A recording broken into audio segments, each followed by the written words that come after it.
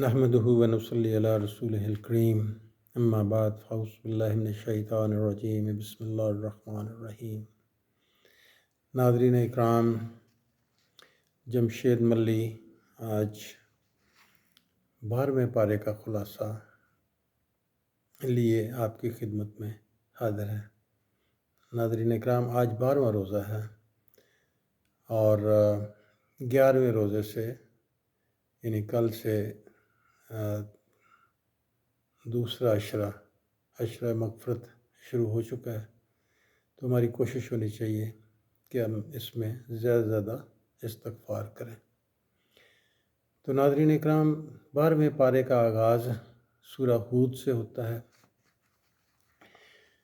سورہ ہود کے آغاز میں اللہ تعالیٰ نے اس حقیقت کا ذکر کیا ہے کہ زمین پر موجود کوئی ذی روح ایسا نہیں جس کا رزق اللہ تعالیٰ کے ذمہ نہ ہو، اور اللہ تعالیٰ اس کے ٹھکانے کو اور اس کے پلٹنے کی جگہ کو نہ جانتا ہو، اور یہ ساری تفصیل لوح محفوظ میں درج ہے۔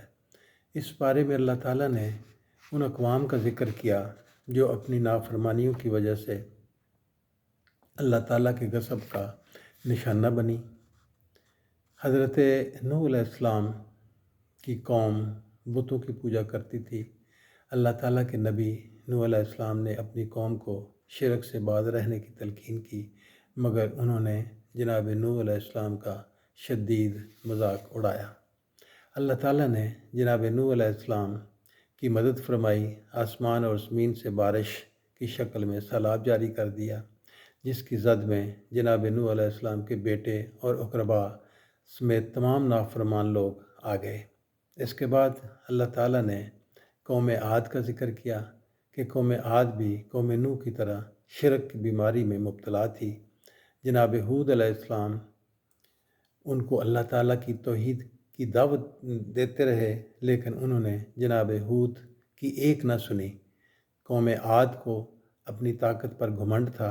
اللہ تعالیٰ نے ایک طاقتور طوفانی ہوا کو ان پر مسلط کر دیا، جس نے قوم ہود کو اکھاڑ کر پھینک دیا اور اپنی طاقت پر ناز کرنے والے زمین پر یوں پڑے تھے جس طرح کٹے ہوئے درخت کی شاخیں ہوتی ہیں۔ قوم عاد کے بعد اللہ تعالیٰ نے قوم سمود کا ذکر کیا۔ قوم لوط کے لوگ ہم جنس پرستی کی بیماری کا شکار تھے۔ اللہ تعالیٰ نے قوم لوط کے پاس عذاب والے فرشتے بھیجے اور ان فرشتوں کو حکم دیا کہ وہ بدکاروں کی اس بستی پر عذاب کو مسلط کر دیں۔ فرشتوں نے بستی کو اپنے پروں پر اٹھا کر زمین پر پھینک دیا اور پوری بستی کو پتھروں سے کچل دیا۔ اس کے بعد اللہ تعالیٰ نے قوم مدین کا ذکر کیا، جو کہ شرک کی برائی کے ساتھ ساتھ ناجائز منافع خوری کا شکار تھی۔ اللہ تعالیٰ نے ان پر اسی طرح کی چیخ کو مسلط کر دیا جس چیخ کے ساتھ قوم سمود تباہ ہوئی تھی۔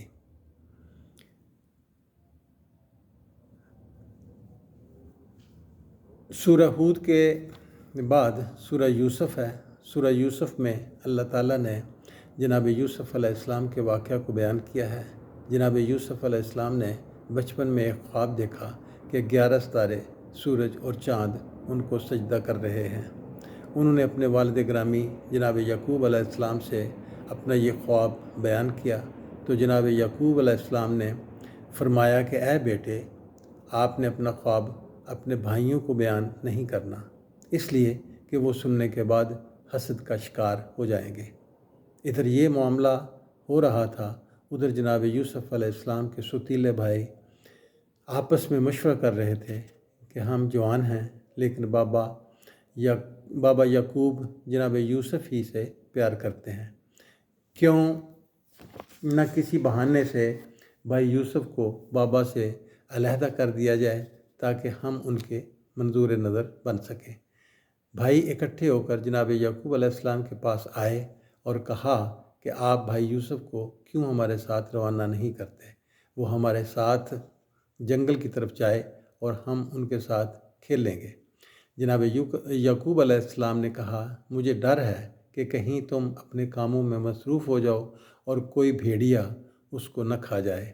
بھائیوں نے کہا بابا ہم جوان ہیں اور یہ کیسے ممکن ہے کہ ہمارے ہوتے ہوئے کوئی بھیڑیا بھائی یوسف کو کھا جائے۔ جناب یعقوب علیہ السلام نے یقین دہانیوں پر جناب یوسف علیہ السلام کو اپنے بیٹوں کے ساتھ روانہ کر دیا۔ جناب یوسف علیہ السلام کے بھائیوں نے جناب یوسف علیہ السلام کو ایک کنویں میں پھینک دیا اور رات کے وقت روتے ہوئے جناب یعقوب علیہ السلام کے پاس آ گئے کہ بھیڑیا جناب یوسف علیہ السلام کو کھا گیا ہے۔ اس پر جناب یعقوب علیہ السلام نے کہا کہ میں صبر کروں گا، اللہ کو پتہ ہے کہ حقیقت کیا ہے۔ جناب یوسف علیہ السلام جس کنویں میں موجود تھے وہاں سے ایک قافلے والوں کا گزر ہوا۔ انہوں نے پانی نکالنے کے لیے کنویں میں ڈول ڈالا۔ جناب یوسف علیہ السلام کنویں سے باہر نکل آئے۔ اہل قافلہ مصر جا رہے تھے۔ انہوں نے جناب یوسف علیہ السلام کو مصر کے ایک بڑے گھرانے میں فروخت کر دیا۔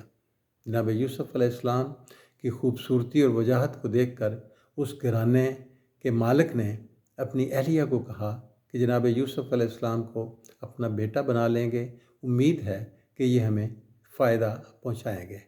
جناب یوسف علیہ السلام جب جوان ہوئے تو گھر کی مالکن ان پر بری نظر رکھنے لگی اور ایک دن اس نے ان کو برائی کی دعوت دی جس کو جناب یوسف علیہ السلام نے ٹھکرا دیا۔ اس عورت نے جناب یوسف علیہ السلام پر برائی کا الزام لگایا، لیکن اللہ نے محل میں ایک بچے کو قوت گویائی عطا کر کے جناب یوسف علیہ السلام کو اس الزام سے بری کروا دیا۔ عزیز مصر کی بیوی فتنے کا شکار تھی۔ اس نے جناب یوسف علیہ السلام کو مصر کی دیگر عورتوں سے مل کر فتنے کا نشانہ بنانا چاہا، تو جناب یوسف علیہ السلام نے اللہ تعالیٰ کی بارگاہ میں دعا مانگی کہ اللہ مجھے برائی سے بچا۔ اللہ نے یوسف علیہ السلام کو جیل میں پہنچا دیا۔ جیل میں آپ کی ملاقات 2 قیدیوں سے ہوئی۔ ان دونوں قیدیوں کو آپ نے توحید کی دعوت دی اور دعوت دینے کے بعد ان دونوں قیدیوں نے اپنے خواب حضرت یوسف علیہ السلام کو بتلائے۔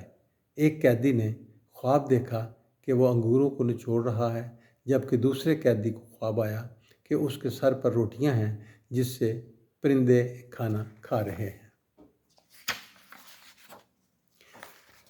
حضرت یوسف علیہ السلام نے پہلے تو قیدیوں کو توحید کی دعوت دی اور اس کے بعد جناب یوسف علیہ السلام نے فرمایا کہ ایک آدمی بادشاہ کا ساقی بنے گا جبکہ دوسرے کو پھانسی ہوگی۔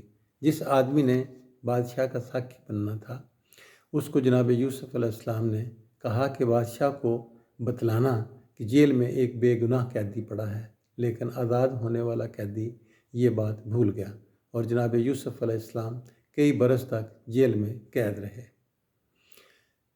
اسی اثناء میں بادشاہ وقت کو خواب آیا کہ 7 پتلی گائیں 7 موٹی گایوں کو کھا رہی ہیں اور 7 سرسبز بالیاں ہیں اور 7 خشک بالیاں ہیں۔ اس پر بادشاہ کے ساقی کو جناب یوسف علیہ السلام کی یاد آئی۔ اس نے کہا کہ بادشاہ سلامت، جیل خانے میں ایک بہت بڑا عالم فاضل قیدی ہے جو اس کی صحیح تعبیر بتلا سکتا ہے۔ جناب یوسف علیہ السلام نے جب تعبیر پوچھی گئی تو انہوں نے کہا کہ آنے والے 7 سال خوشحالی کے ہوں گے اور اس کے بعد اگلے 7 سال قحط سالی ہوگی۔ جناب یوسف علیہ السلام کی تعبیر سننے کے بعد بادشاہ نے کہا کہ انہیں جیل سے بلایا جائے۔ جناب یوسف علیہ السلام نے کہا کہ جب تک میری اعلانیہ بے گناہی ثابت نہیں ہوگی میں جیل سے نہیں نکلوں گا۔ جناب یوسف علیہ السلام کے مطالبے پر عزیز مصر کی بیوی نے برملا جناب یوسف علیہ السلام کو پاک دامن قرار دیا، جس کے بعد جناب یوسف جیل سے باہر آنے پر آمادہ ہو گئے۔ جناب یوسف علیہ السلام کا باقی واقعہ 13ویں پارے میں بیان ہوگا۔ اللہ تعالیٰ سے دعا ہے کہ اللہ ہمیں قرآن پاک پڑھنے، سمجھنے اور اس میں بیان کردہ واقعات سے نصیحت حاصل کرنے کی توفیق عطا فرمائے۔ وآخر دعوانا ان الحمد للہ رب العالمین۔